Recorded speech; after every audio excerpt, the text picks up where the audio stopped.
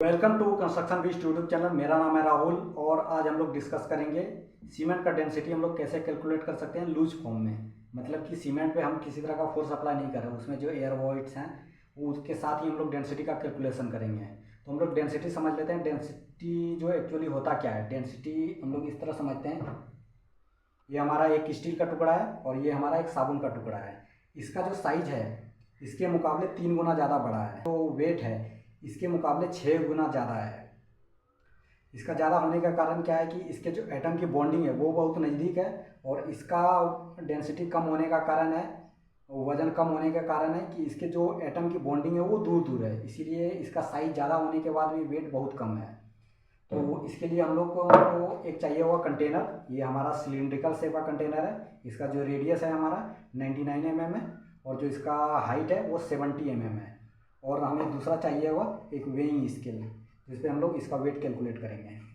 और जो हमारा सीमेंट का डेंसिटी होता है जो हम लोग कंस्ट्रक्शन फील्ड में यूज करते हैं वो होता है 1440 kg पर मीटर क्यूब। अगर हम लोग एक कोई बॉक्स लेते हैं जिसका जो लेंथ है, विड्थ है और हाइट उसके इंटरनल का जो साइज है उसमें जब हम लोग सीमेंट फिल करेंगे टॉप तक तो उसमें जो सीमेंट जितना हमारा आएगा वो 1440 kg आएगा। तो उसी को हम लोग कहते हैं डेंसिटी, मीन्स kg पर मीटर क्यूब। तो उसके लिए अब हम लोग इसको थ्योरी पार्ट देख लेते हैं कि इसका जो कैलकुलेशन करेंगे हम लोग कैसे करेंगे। उसके बाद फिर हम लोग जब कैलकुलेट सारा हो जाएगा फिर हम लोग रिजल्ट पे डिस्कशन करेंगे। अब हम लोग कैलकुलेट कर लेते हैं कि हमारा जो कंटेनर में है कितना सीमेंट आ सकता है। तो ये हमने इसको टेयर कर दिया, ज़ीरो कर दिया। अब हम लोग इसमें सीमेंट फिल करेंगे।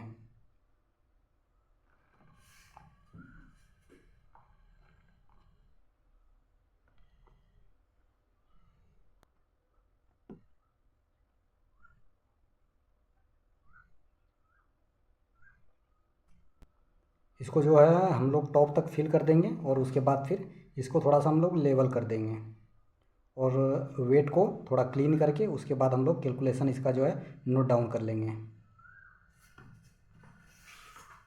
तो इसको हम लोग इस स्केल से कंप्लीट लेवल कर लेते हैं।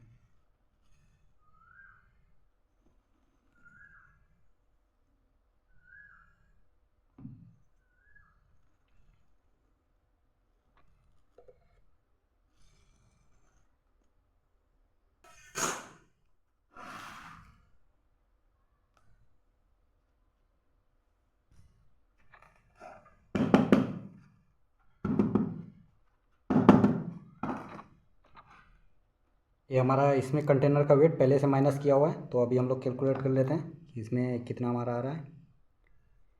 ये आ रहा है 460 ग्राम के अप्रॉक्स। तो हम लोग इसको नोट डाउन कर लेते हैं और कैलकुलेशन में देखते हैं।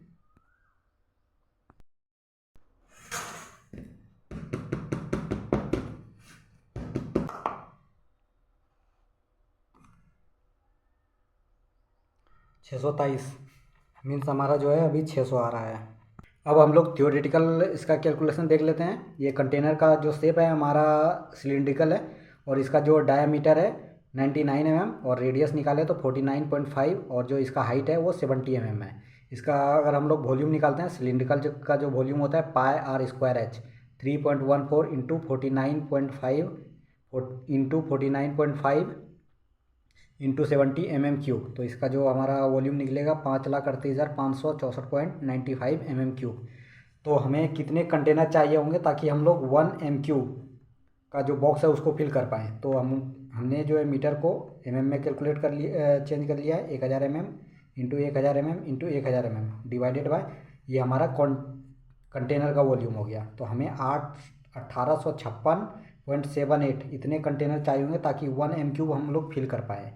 तो density of cement in loose condition, number of containers into weight of cement in one container.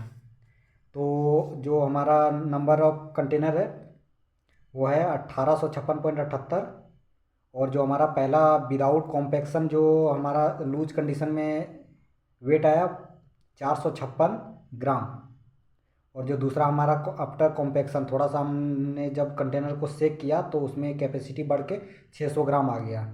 तो उसके हिसाब से हम लोग अगर कैलकुलेट करें तो विदाउट कॉम्पैक्शन हमारा 846 केजी पर मीटर क्यूब आ रहा है, और जब हम लोग कॉम्पैक्ट कर दे रहे हैं तो 1114 केजी पर मीटर क्यूब आ रहा है। लेकिन हमारा जो 1440 है केजी पर मीटर क्यूब डेंसिटी है, उसको हम लोग अचीव नहीं कर पा रहे हैं। शायद हो सकता है कि हमें फुल कंटेनर सीमेंट चाहिए होगा, ताकि उसका जो प्रेशर हो, प्रेशर वेट के प्रेशर के कारण 1440 केजी अचीव कर पाए हम लोग। Thank you so much.